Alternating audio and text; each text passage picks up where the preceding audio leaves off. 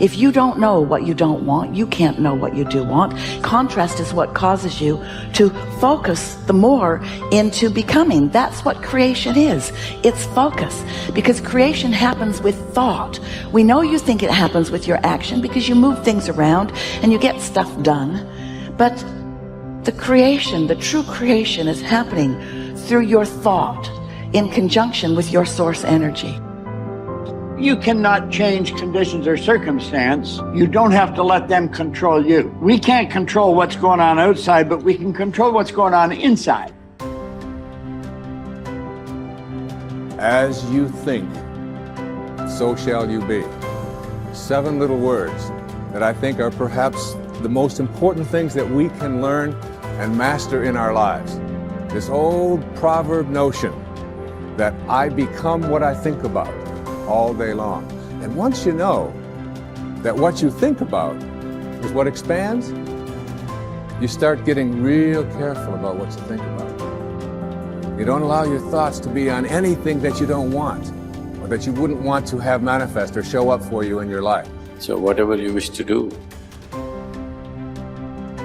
you must bring yourself to a moment of joy and clarity within yourself.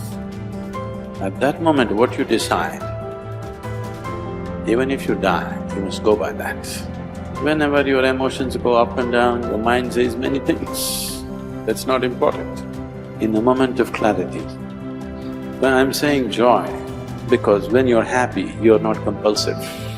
When you're very happy and clear, at that time, if you look at things and see, yes, this is what is more sensible for me, just do that. It doesn't matter if it feels like hell, because that's where your well-being is. When you're in different states of compulsiveness, if you make decisions as to which way to turn, you'll be endlessly lost. That the way that we speak actually influences the way that we think. But perhaps even more importantly, number 2, he said the way that we speak influences what we think. That our thoughts, what we are capable of thinking, are actually linked to the way our neurons are being wired. I got better day by day and week by week and month by month, and I'm asking you to do the same thing until you can develop a long arm and a long reach, until you can develop influence that won't quit. Touch people next year you couldn't touch this year. Touch people now you couldn't touch before. Conduct a meeting now you couldn't conduct before. Heart and soul now mixed in there that wasn't there, missing before. I'm asking all of you to get better in spite of the winters, in spite of the downturn, the money downturn, the social downturn, the personal downturn, whatever it is.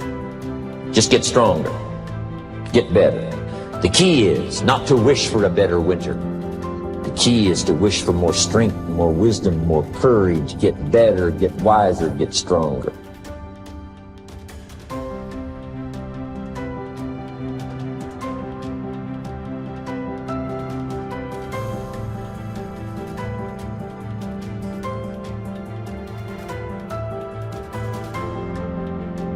We're optimizing the conversation between the heart and the brain, between your heart and your brain. 3 steps. The first step is to simply shift your awareness from your mind into your heart. And what I found is in the Western traditions, for many people, that's easier said than done. I'll ask people, are you in your heart? And they'll say, yep, I'm in my heart. But what they are really doing is they're still in their brain thinking about what it would be like if they're in their heart.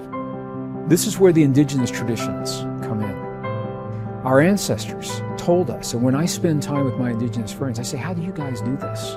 And they say it helps if you can gently touch your heart center, physically, in a way that's comfortable for you. In the Mayan traditions, you see an open palm right on the heart. In many of the Middle Eastern traditions, you see the same thing. In the Buddhist traditions, you see a prayer mudra that physically touches the sternum. The key is, any of those things creates a gentle touch, a physical sensation right over the heart center, and your awareness will always go to the place where you feel the sensation. That's the key.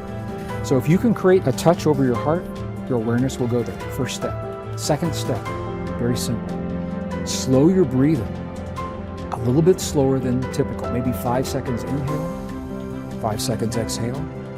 Here's why that's powerful. Because the only time you would ever slow your breathing and breathe in that way is when you feel safe. When you feel that you're in a place that's safe and you're not threatened and you're not vigilant of your surroundings. So you're telling your body you're in a place that's safe. Slow your breathing. Third step, and this is the key, is to begin to feel the feeling that creates 0.1 hertz. Feel the feeling that sets up the coherence between your heart and your brain. How do you do that? I gave it away earlier, I've already mentioned it. Scientists have found, at the Institute of Heart Math, their researchers have found that there are 4 key words that work almost 100% of the time for everyone. Appreciation for anything or anyone. Gratitude for anything or anyone. Care and compassion. If you can feel one or some combination of those feelings in your heart while you're breathing as if your breath is coming from your heart, touching your heart center, now you're setting up this communication between the heart and the brain. Now you are triggering those neurons to begin to reach out and find other neurons to strengthen this connection. And that's why I mentioned before, it takes about 72 hours, 3 days to build these networks. So that means the more you do what we're about to do right now, the stronger this connection becomes in your life. Why do you think more people aren't happy, and what could one do to just begin the journey of loving, living, and mattering more and being happier? I think let's begin with most people don't know what happiness is or where they get it. So I'll tell you what happiness is. Like the human desire and striving is we want a sense of aliveness. So you need to do more things that make you alive, make you vibrant, authentic, expressive, make you sense. For some people, it's adventure. They go mountain biking. It's like, wow, that just brought me back to life. You know, some people it's hanging out with great friends. Some people it's doing their passion. Some people it's, just honestly feeling and sensing the moment and meditating. Another thing that everyone wants is connection. Most people today lack the depth of happiness because most people lack a connection with other people. They're surface level relationships.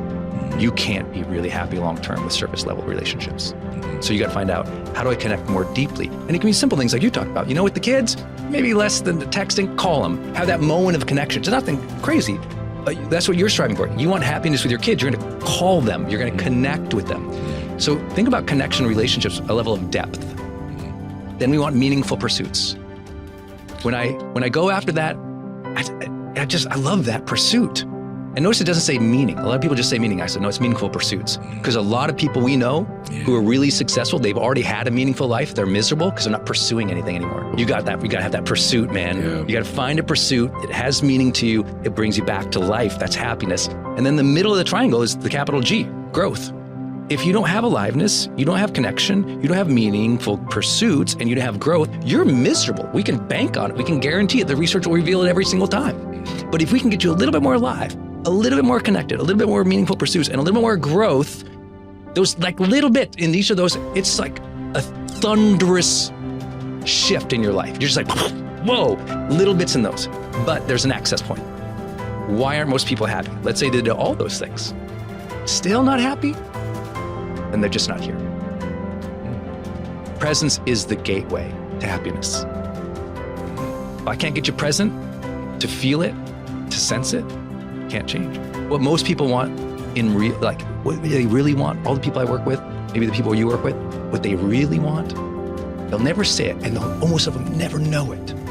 What almost every human being wants is they want to feel the day more.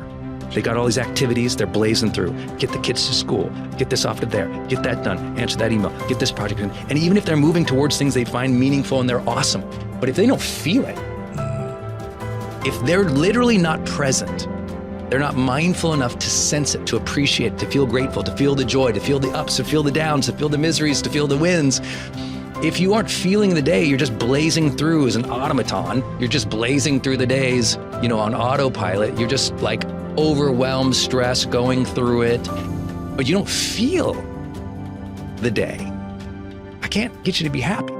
So the gateway to all of happiness is always presence. Learn to be more present in the moment. Feel the moment, even the bad ones. You got to feel the day more so that when you get on your knees at night to pray, you felt the day. Dear God, thank you. I felt this day. I felt those lessons you gave me. I felt those gifts you gave me. Thank you for that connection. See, when you talk to God, if you don't feel, there's not a relationship there. God wants you to feel. It's a unique thing he gave us. Not just the emotional reaction of an animal, but the ability to deeply appreciate feeling. Very human. So we got to tap people back in the present to deeply appreciate the moments, the feelings, the events of life again. And I think that's why I'm so happy. It's like, I feel so much. Most people are so scared of that. I'm like, I love it. It makes me feel alive, right? How do you sense more aliveness? You got to feel the day, feel the moment.